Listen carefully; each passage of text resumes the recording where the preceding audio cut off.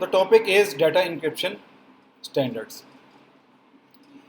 तो data encryption standard जिसे DES भी कहते हैं and it's very popular and very traditional block cipher technique.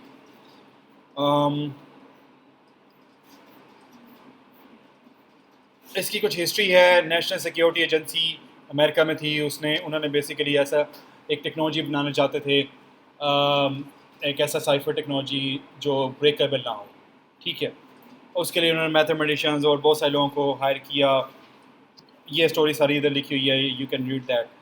अच्छा, इंपॉर्टेंट बात ये है कि 1999 में यानी 2000 के करीब इसका जो अपडेटेड वर्जन जो आज सारी जगह पे इम्प्लीमेंटेड है वो आया एडवांस इंक्रिप्शन स्टैंडर्ड AES के नाम से.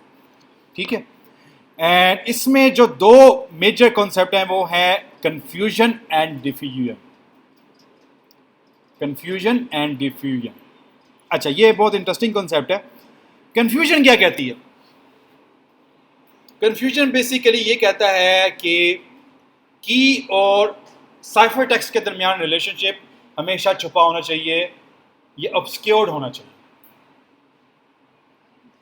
साइफर टेक्स्ट और की के दरमियान जो रिलेशनशिप है वो ऑब्सक्योर्ड होना चाहिए. ये है कन्फ्यूजन का कॉन्सेप्ट. अच्छा, डिफ्यूजन क्या कहती है? डिफ्यूजन ये कहती है कि आपने एक प्लेन टेक्स्ट को इनक्रिप्ट करने के लिए जो की या सिंबल यूज किया उसका इम्पैक्ट, ठीक है, साइफर टेक्स्ट में कई सिंबल्स तक होना चाहिए.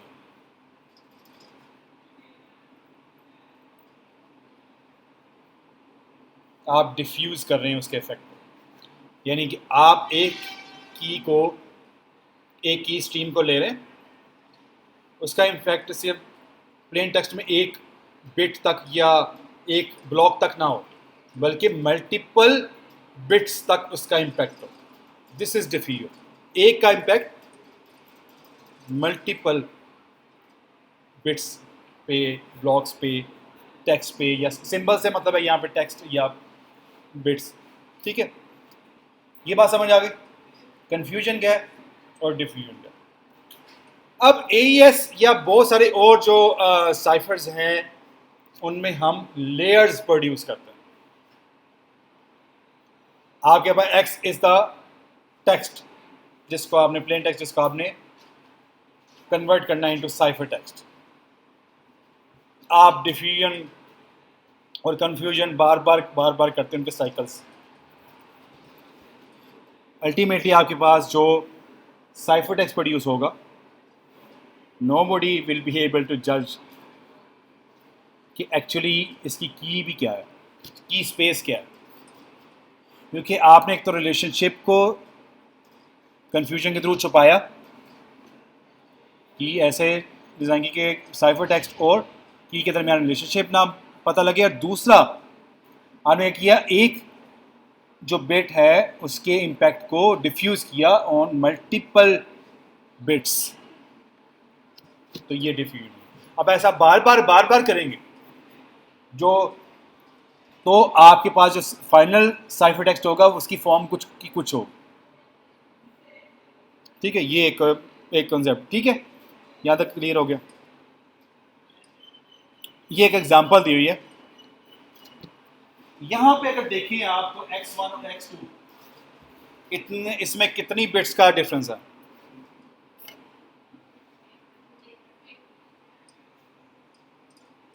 लेकिन ये कन्फ्यूजन और डिफ्यूजन के साइकिल से गुजार के अब बताओ कि इसमें कितने बिट्स कॉमन है इसके साइफर टेक्स्ट में. तो आप नहीं अंदाज़ा लगा सकते इसको देख के कि ओरिजिनल टेक्स्ट क्या हो. पर इसका एक और बड़ा फ़ायदा है. वो फ़ायदा ये है कि आप अगर एक साइफर टेक्स्ट में से कुछ भी चेंज कर रहे हैं तो क्योंकि वो एक बिट पे अगर आप चेंज कर रहे हैं, वो बिट जो है वो कई जगह से होती हुई डिफ्यूज़ होती हुई इस जगह पे आई है. वो सिर्फ एक एक की से या एक की स्ट्रीम बिट से उसका ताल्लुक नहीं है, बल्कि कई की स्ट्रीम बिट से उसका ताल्लुक हो सकता है। तो आप ज़्यादा इंफॉर्मेशन चेंज नहीं कर पाएंगे। अगर कोई साइफर टेक्स्ट को वैसे ही मैनिपुलेट करने की कोशिश करे कि नहीं चलो मैंने ओरिजिनल मैसेज को गड़बड़ कर दूँ, तब भी वो इसको ज़्यादा सिस्टम को क्रैक नहीं कर सकता, अटैक नहीं कर सकता। अच्छा, DES का ओवरऑल व्यू क्या है? आपके पास 64 बिट्स की फॉर्म में आपके पास क्या आता है? टेक्स्ट आता है। आप की लेते हैं जो कि 56 बिट्स की होती है, 56 की होती है, वो आगे जाके देखते हैं। और ये इंक्रिप्शन करता है, एंड इंक्रिप्शन करने के बाद आपको आउटपुट देता है इनटू 64 बिट इंक्रिप्टेड टेक्स्ट। ठीक है, 64 बिट इनपुट है, 64 बिट ही आउटपुट है। की हमारी क्या है? 56 बिट्स की है यहाँ पर। अच्छा, वो क्यों है वो आगे जाके देखते हैं। तो ये तो एक जनरल इसका ओवरव्यू है DES का। ठीक है, ये यहाँ पे लिखा हुआ है। इस बेसिकली इसको ज़्यादा एक्सप्लेन करते हैं फीसल नेटवर्क के थ्रू। फीसल नेटवर्क क्या है? अच्छा, इसमें एक और इम्पोर्टेंट बात यह है कि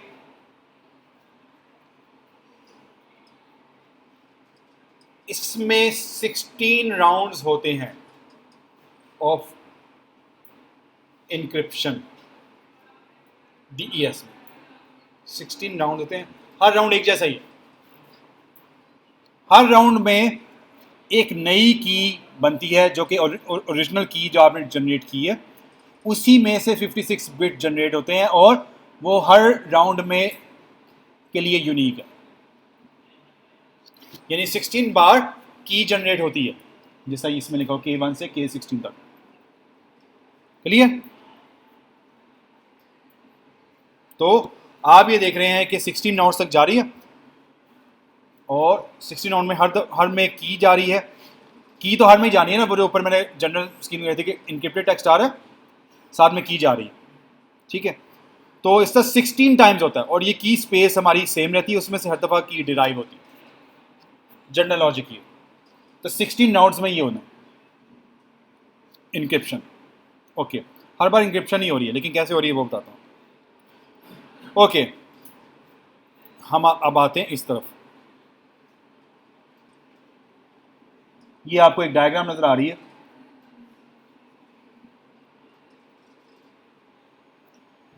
अच्छा, अब इस डायग्राम में देखें तो आपके पास प्लेन टेक्स्ट नजर आ रहा है यहाँ पे साइड पे, और यहाँ से की आ रही है। अभी हम प्लेन टेक्स्ट की तरफ जाते हैं। प्लेन टेक्स्ट में इनिशियल परम्यूटेशन करने के बाद हम इसको हाफ में डिवाइड कर देते हैं, यानी कि 32 बिट लेफ्ट में और 32 बिट राइट में। जैसे यहाँ पे L नोड और R नोड का मतलब है ये फर्स्ट राउंड है। ठीक है, तो हम क्या कर रहे हैं, इसको लेफ्ट और राइट में हाफ में डिवाइड कर दिया। 64 बिट 3, 32 एक लेफ्ट साइड पे और 32 राइट साइड। ओके, अब जो राइट साइड पे आ रही है, राइट साइड वाले में क्या करना है, हमने उस पर एक फंक्शन अप्लाई करना है, और वो फंक्शन अलॉन्ग विद इट्स की उस वैल्यू को ट्रांसफॉर्म करेगा उन 32 बिट्स को इनटू सम 32 बिट्स। वो ट्रांसफॉर्म वैल्यू जो लेफ्ट साइड पे से हमारी 32 आ रही है उसके साथ एक्स और फंक्शन करेगा, और यहाँ पे आपके पास वो आउटकम आएगा।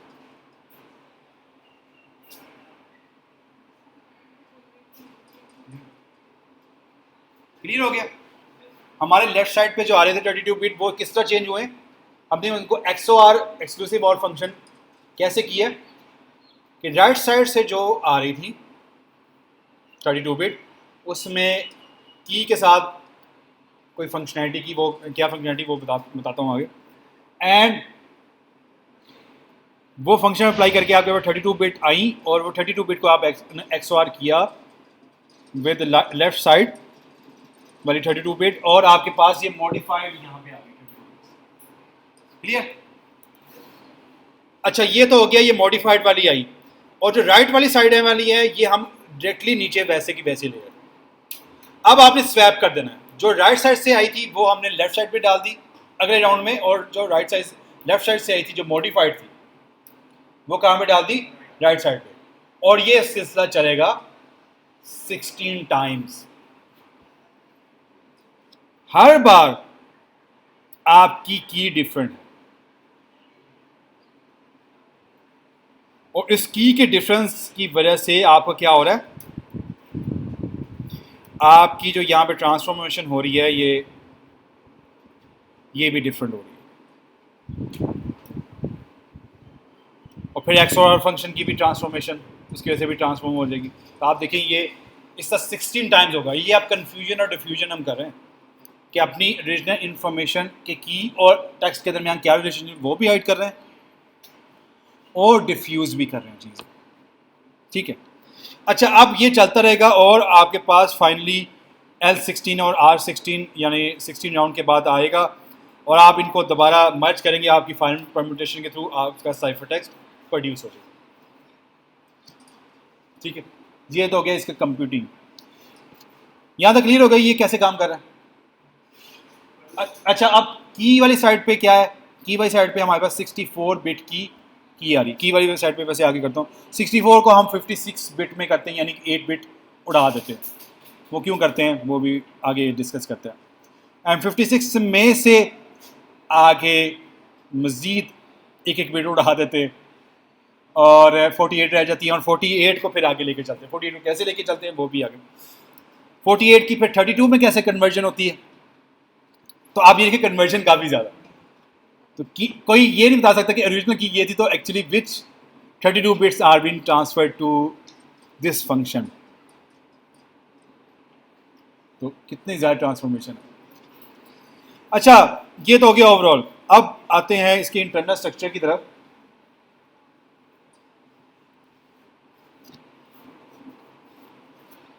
आपने देखा उस डायग्राम में कि इनिशियली भी परम्यूटेशन करते हैं और फाइनल भी परम्यूटेशन करते हैं, ठीक है। और ये परम्यूटेशंस जो है ना बड़ी इंटरेस्टिंग है, ये हम करते हैं बिट वाइज। अच्छा इसमें क्या करते हैं, ये अगर डायग्राम आप देखें, बेसिकली इसमें क्या करते हैं हम कि इधर कोई है डायग्राम, यस चलो।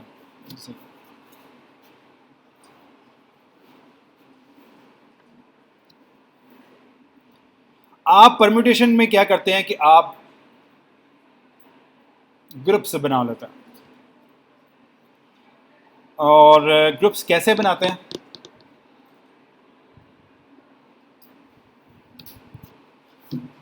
जैसे कि ये ओरिजिनल टेक्स्ट था, परम्यूटेशन की तो आपने इन दो जिनमें डिफरेंस जो है 8 का है, 58 और 50, इनको 1 और 2 रख दिया,